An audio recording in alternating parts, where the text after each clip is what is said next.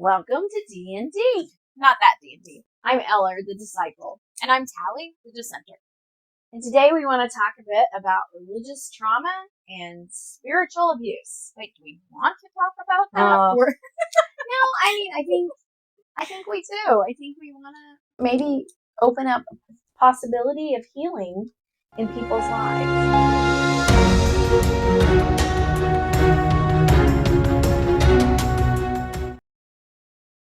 So I do want to do a trigger warning for anyone that has experienced possibly spiritual abuse or had some kind of harm or religious trauma in church or with family members that maybe have decided you're going to hell because you didn't follow the rules that they think you should follow. That can create a lot of anger. Under that anger is a lot of pain and hurt.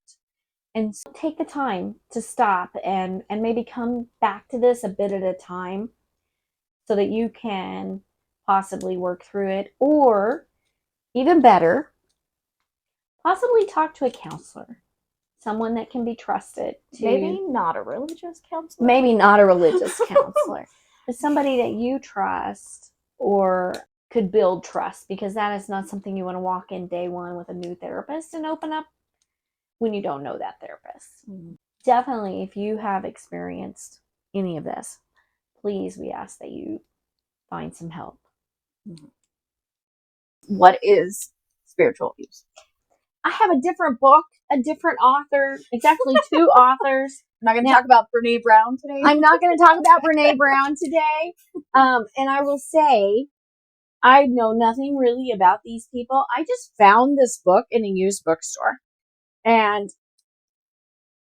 because of some things I had gone through, the title really appealed to me. The Subtle Power of Spiritual Abuse. The authors are David Johnson and Jeff Van Vonderen. Sorry. When I read the back of it, I really liked it. It said, breaking the silence of an abuse within the church that leaves Christians feeling used, manipulated, and shamed. And we're going to get into some of the examples that we've lived personally. But that title really spoke to me, especially in the time I was at in my life and what was happening in my life.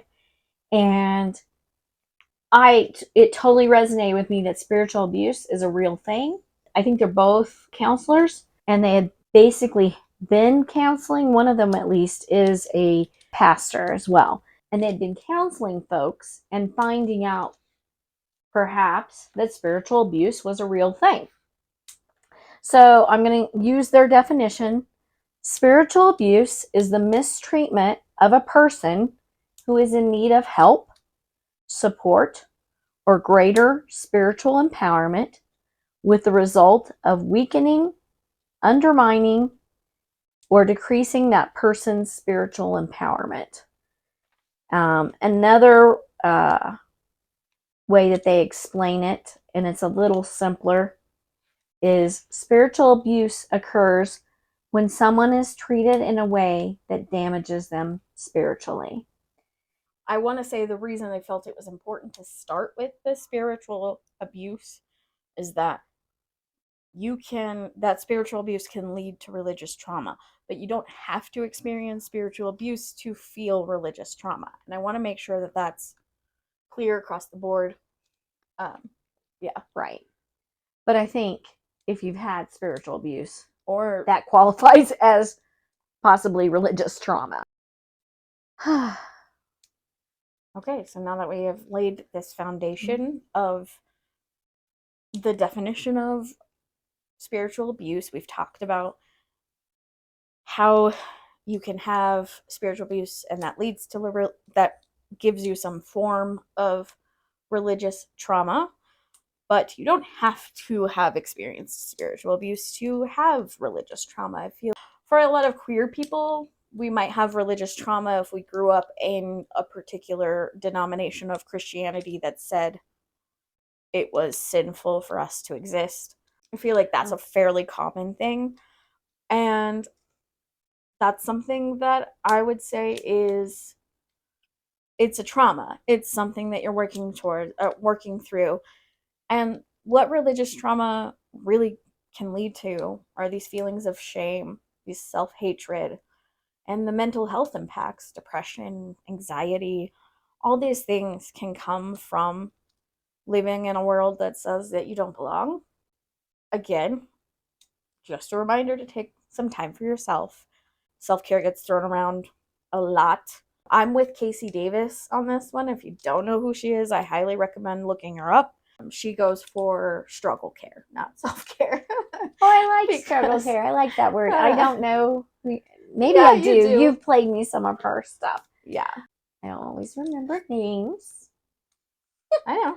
No, I'm but you happy do. when I do remember names.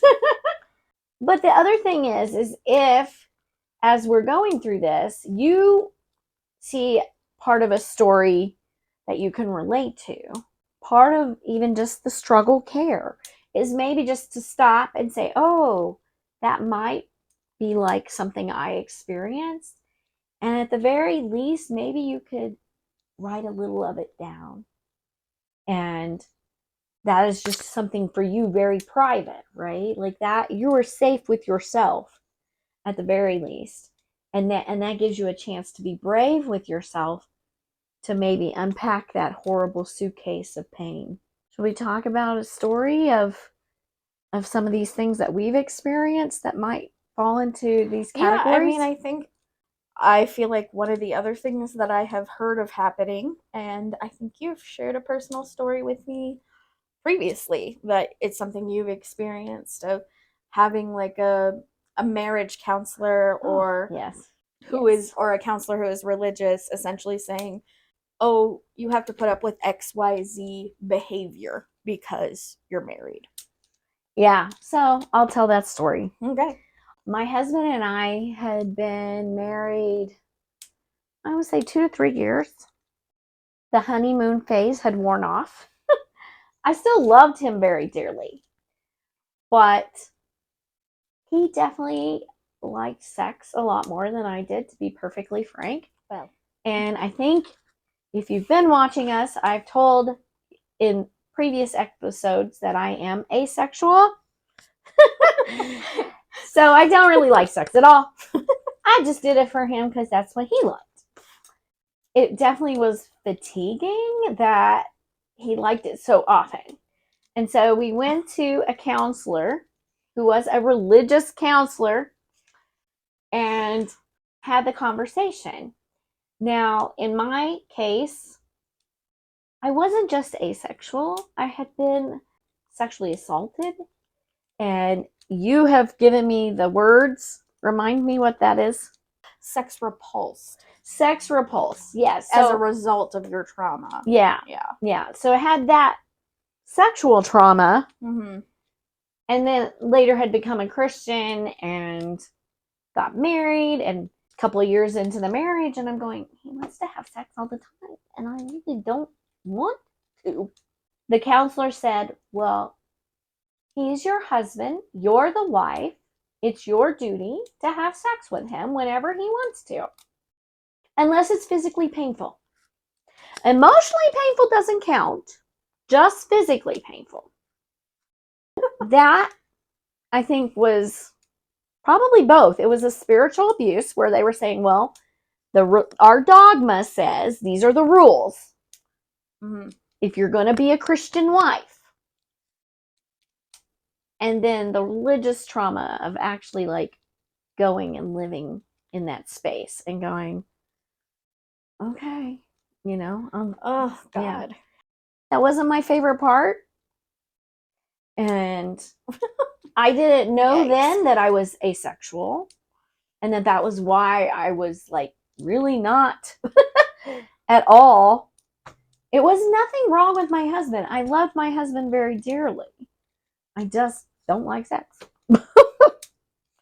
And I mean, I feel like especially around asexuality is still, people are still learning to understand it, and something like that, yeah. I don't think it's something that's necessarily even thought about or accepted, especially not in the circles that would be like, well, you're the wife, you have to submit. Yeah, and that's what that was. Yeah. It totally was. And again, it was that dogma of, this is what we believe. We believe that you are come from your husband's rib or whatever. Yeah. Sorry. Yeah. I find that story very funny because humans all have the same number of ribs, like for the most part. Just saying. Where'd that rib go, man? I'm sorry. I just want to know. You know what? I'm just kind of shaking my head because I remember at one time being told that men had one less rib than women. I swear I was told that. It's not true. And I'm like, I don't know. I haven't counted anybody's ribs. I don't care. You're like, I'm not going to be a doctor. Why do we make life about these things? I do not understand. I mean, that goes back to that whole control thing, right? Like, yeah, it's a way to, or it's true. It's so true, and here's the evidence that it's true. What evidence, though? I know they just make up the evidence. You know, no evidence. It's a certain channel news. I won't say. Oh, foxes. What does that have to do with it? Yeah, There's a cat. This is supposed to be such a serious episode, and we're laughing. I'm so sorry. I will. It is a serious topic. I just really don't want to get too.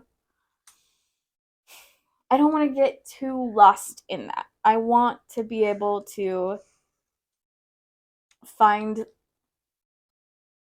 the levity. I don't know. Yeah, laughter through tears. Yes, laughter through tears for sure. And I mean, there is a lot to be said for humor.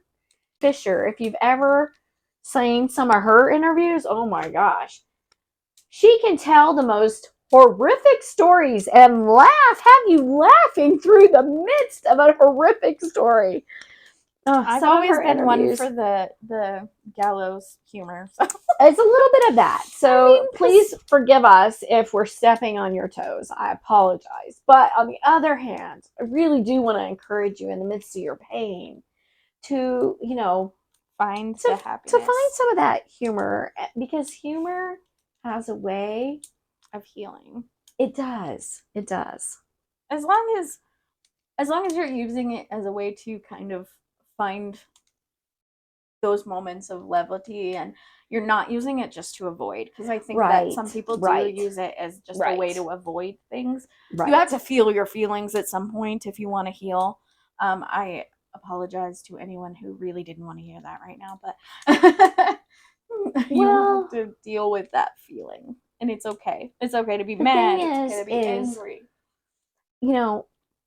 To not get too off on quoting my other favorite author, the fact that they're finding out that scientifically emotions are physically painful, and if we ignore them, that the pain manifests our body in different ways. Mm-hmm. And the body keeps the score. That's that is true. So avoiding these things, avoiding our shame, avoiding our hatred of ourselves, or a rejection of ourselves, or our anger at the person that maybe has perpetrated this against us, puts us in a place. Exactly. Mm-hmm. It puts us in a place of poor health. It's kind of interesting because we just watched season 2 of Good Omens, and I don't want to give, it's new enough that I don't want to give any, too much of spoilers, but I definitely think that there's kind of this interesting examination of spiritual abuse, maybe getting to a point where, realizing that your relationships and your love is what is more important to you than the dogma. Yeah. Than the people even who you thought cared about you, but they obviously didn't, if they were so invested on hurting you. I mean, I definitely think that I have tried to work through my religious trauma, but I know that you've seen me react to certain things that you talk about, and I kind of bristle, and I try not to make it personal. I don't want you to feel like I'm attacking you when I feel this way. It just is, there's still going to be, it's a long-term healing thing. It took a long time to make the damage. It's going to take a long time to heal the damage. Right. And to just kind of recognize that it's a bit of a journey, and, take the time. Take the time. You're worth it. You're worth love. You're worth the care. work. You're worth the work. I think I like that. Mm-hmm. You deserve a moment or more to be angry. Mm-hmm. You also deserve a life that's free of that anger so that you can live in the sunshine with some happiness. Mm-hmm. And that's not the control of your life.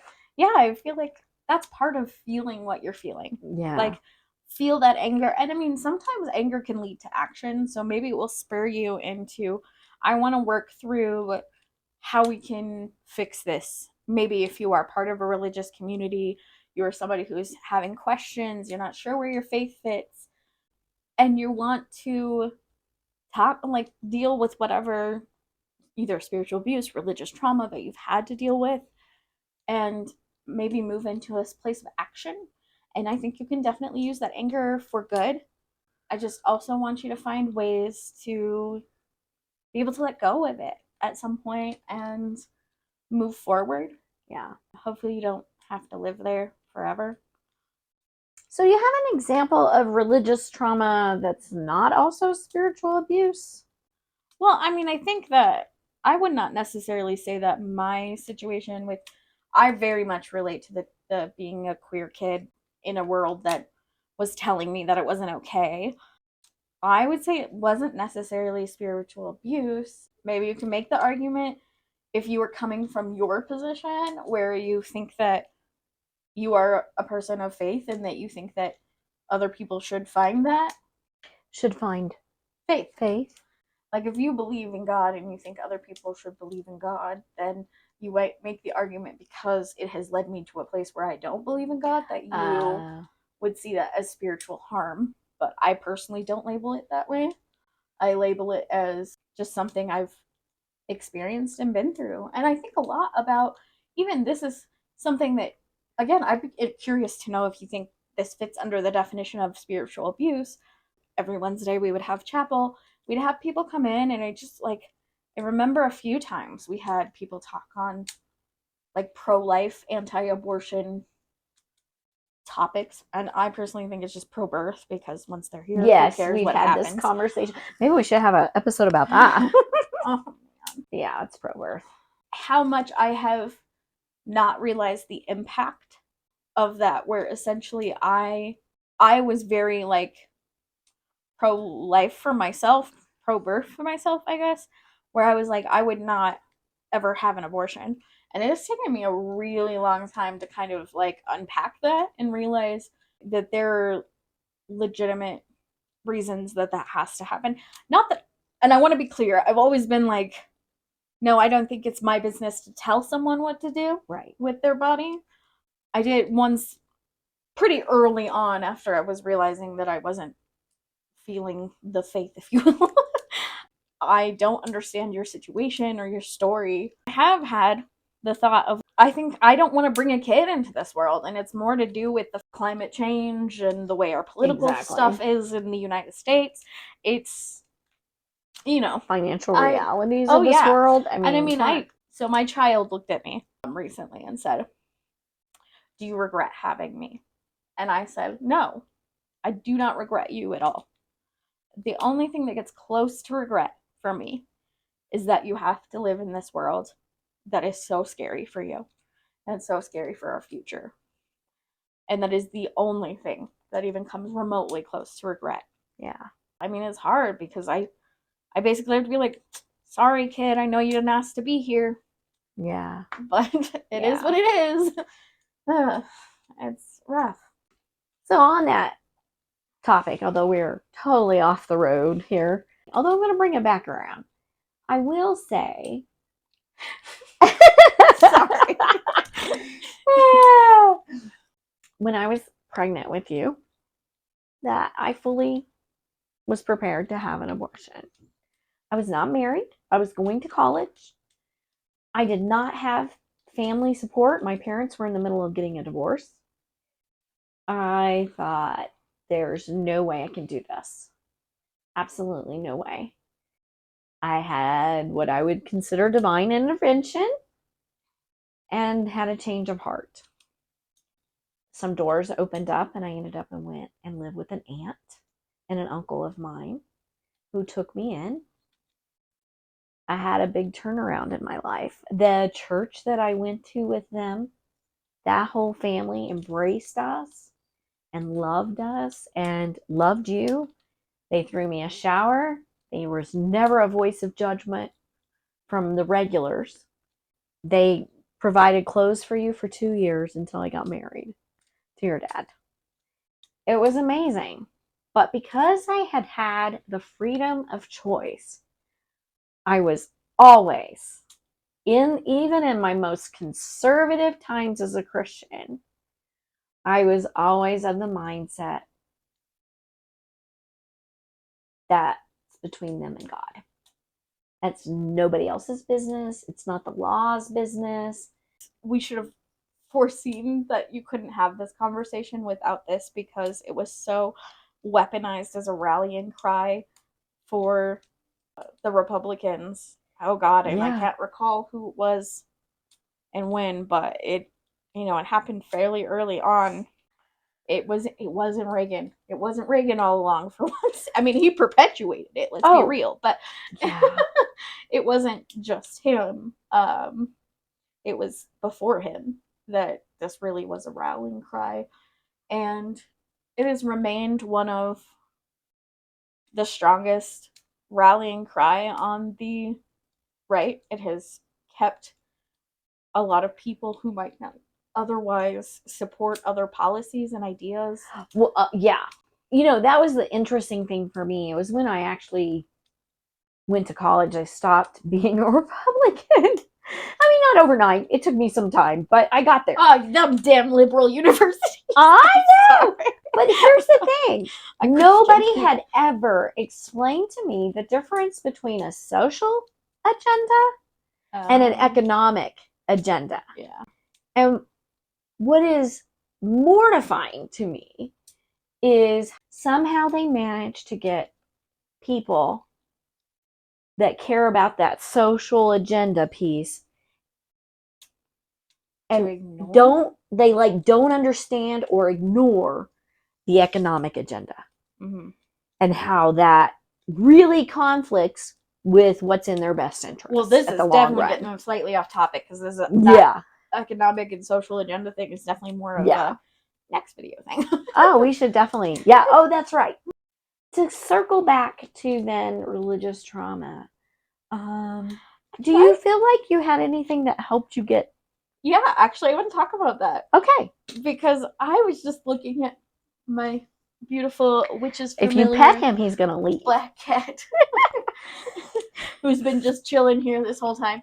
So I feel like what happened is that I had lived my whole life under some sort of spiritual and religious belief, and I didn't know what to do, essentially, after. And so I went and explored other things.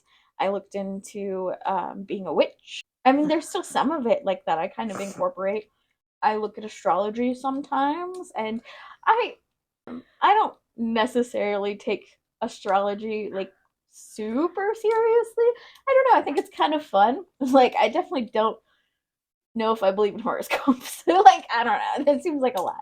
But I like the idea that somehow our place in the universe, like literal place in the universe, can help us find our place in the universe. Oh, there you go. There you go. I'm so clever. Guess my sign. No, I'm just kidding. Oh my gosh. What would be hilarious is if somebody did. It doesn't count if you know me. Well, but I'm like, what? I don't know how that has anything to do with it, but it was okay. Just a joke. It was a joke. I did kind of go searching outside of that. I feel like this happens sometimes when you have a person who is very like raised really in a strict environment and stuff. You're not allowed to do this, you're not allowed to do that. They kind of like go to the other opposite and just do everything. I kind of did that. I wouldn't say that I like necessarily did everything, but like I smoked and I went out to parties and was doing cannabis way before it was legal and all that kind of stuff that was like, I was trying to, I don't know, break all the rules, the things that I was told I wasn't supposed to do. And that's part of like the witchcraft thing of like, okay, fine, I've been told my whole life that this is evil, and if I'm going to hell for being queer, then why not? Let's just do it. Everything that'll take me to hell. Okay, you know how we talked about like you don't believe in hell or whatever, but like if all the queer people are in hell, I think I would rather be there. It's gonna be more fun. Where's the party? That's where I want to go. It's probably like strangely in hell. Yeah. But what I found instead while I was out there looking, and I think it was more of kind of dealing with, okay, going out and partying every single night doesn't give me any more happiness than any of the other stuff. But I was able to kind of detach some of the things that I were like essentially told were all like hellfire and brimstone from that dogma. I was able to see like, oh my God, I did this and the world didn't end.